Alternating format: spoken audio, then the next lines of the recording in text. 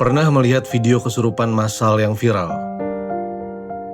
Puluhan orang tiba-tiba berubah perilaku, suara berubah, gerak tubuh tidak biasa. Banyak yang langsung bilang ini supranatural. Tapi apa benar demikian? Di video ini, kita akan membongkar fenomena ini dari sudut pandang NLP, Neuro Linguistic Programming, dan Neuroscience modern.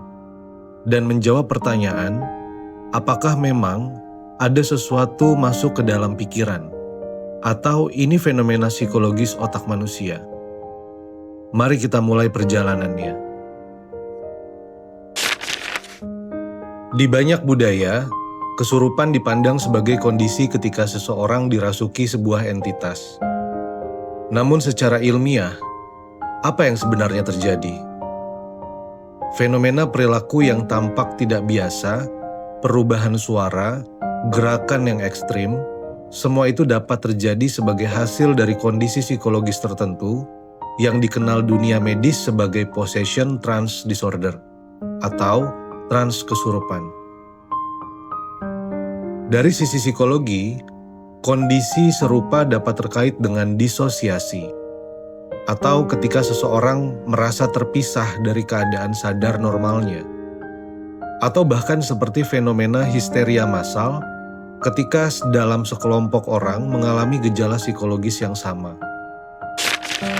Dengan kata lain, apa yang kita lihat bukan selalu bicara soal roh, tapi bisa refleksi cara kerja otak manusia ketika berada di bawah tekanan, sugesti, atau konteks sosial tertentu. Di dalam psikologi dan neuroscience modern, fenomena tersebut juga dikatakan sebagai perilaku dari emotional explosion, atau kondisi peledakan emosi dalam bentuk perilaku secara abnormal dan cenderung sulit untuk dikontrol seseorang. Sebelum lanjut, kita perlu membedakan dua hal, hipnosis dan hipnoterapi. Hipnosis adalah suatu kondisi yang menyerupai tidur ringan, di mana perhatian fokus dan sugesti sangat mudah diterima.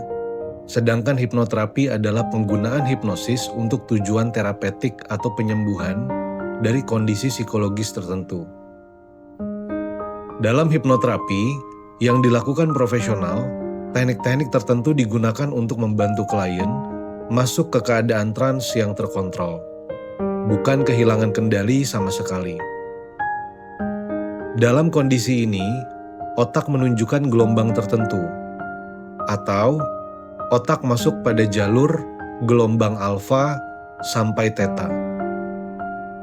Gelombang ini berbeda dari keadaan sadar biasa atau pada saat kita beraktivitas seperti biasa. Hal yang penting untuk Anda ingat adalah, kondisi trans tidak berarti seseorang kehilangan seluruh kendalinya. Bahkan dalam hipnosis, klien tetap sadar dan memilih untuk mengikuti sugesti atau tidak. Ini berbeda jauh dari fenomena kesurupan massal di mana perilaku seseorang tidak terkontrol. Dalam Neuro-Linguistic Programming, kita tahu pikiran manusia sangat responsif terhadap bahasa, sugesti, dan konteks sosial. Ketika sebuah kelompok orang dikumpulkan dalam suasana intens, dengan suara narator atau pemimpin yang kuat, fokus perhatian mereka bisa berubah sangat drastis. Ini bukan hanya soal percaya pada hal yang goib, tetapi tentang bagaimana pikiran bawah sadar merespons konteks sosial dan sugesti verbal maupun nonverbal secara bersamaan. Hal ini cukup sering terjadi ketika satu individu memulai respons sugestif yang kuat. Fenomena tersebut bisa menular ke orang di sekitarnya, mirip seperti kondisi histeria massal. Otak kita sangat peka terhadap isyarat sosial, dan dalam keadaan sugesti yang kuat, hal itu bisa memicu respons perilaku yang tampak luar biasa. Bagaimana neuroscience menjelaskan ini?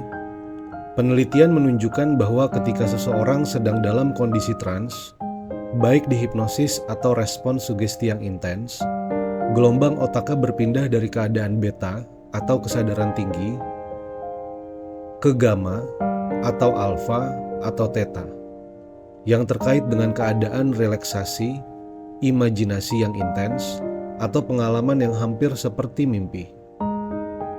Transisi ini mengubah cara otak merespon sinyal internal dan eksternal. Misalnya, fokus menjadi tajam tetapi lebih selektif, sensasi luar biasa teraba lebih dominan, dan kontrol eksekutif sadar sedikit berkurang. Ini bukan soal roh masuk ke dalam diri kita, tapi cara jaringan otak merespons sugesti dan konteks kuat secara kolektif. Selain itu, fenomena seperti histeria massal atau trans kolektif dapat terjadi ketika otak individu menerima sinyal sosial yang sangat kuat dari lingkungannya. Dan itu dijelaskan oleh psikologi modern tanpa perlu unsur supranatural sedikitpun. Sekarang bayangkan kamu di sebuah ruangan di mana semua orang terfokus pada satu suara yang dominan, ada musik yang intens, suasananya gelap, dan ekspektasi akan sesuatu yang ajaib.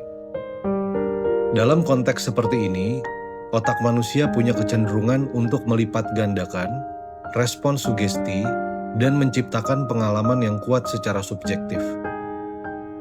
Sama seperti fenomena laughter epidemic atau dancing mania yang pernah tercatat dalam sejarah, di mana sekelompok orang menunjukkan perilaku serupa tanpa sebab fisik secara tunggal. Fenomena ini bukan semata sebagai hal yang mistis, tapi kejadian psikologis yang ilmiah dan nyata. Jadi apa sebenarnya kesurupan massal dalam konteks hipnoterapi, atau fenomena tersebut hanya merupakan ritual kolektif? Bukan sekedar cerita mistis, ini adalah respon otak yang kompleks terhadap sebuah sugesti, konteks sosial, dan kondisi psikologis. NLP dan neuroscience memberi kerangka yang lebih ilmiah untuk memahami fenomena ini secara mendalam. Walaupun pengalaman subjektif orang bisa sangat kuat dan terkadang terlihat goib, kita kini punya alat untuk menjelaskan sebagian besar fenomena ini sebagai proses psikologis dan neurologis yang nyata dan real. Kalau kamu menikmati video ini, jangan lupa like, subscribe, dan aktifkan lonceng notifikasi. Tulis di kolom komentar, menurut kamu, apakah fenomena ini sepenuhnya adalah fenomena psikologis, atau ada hal lain yang kita belum pahami sampai saat ini? Sampai jumpa di video berikutnya, terus dukung channel ini agar saya dapat berbagi lebih dalam dan lebih banyak seputar psikologi, NLP, dan neuroscience modern.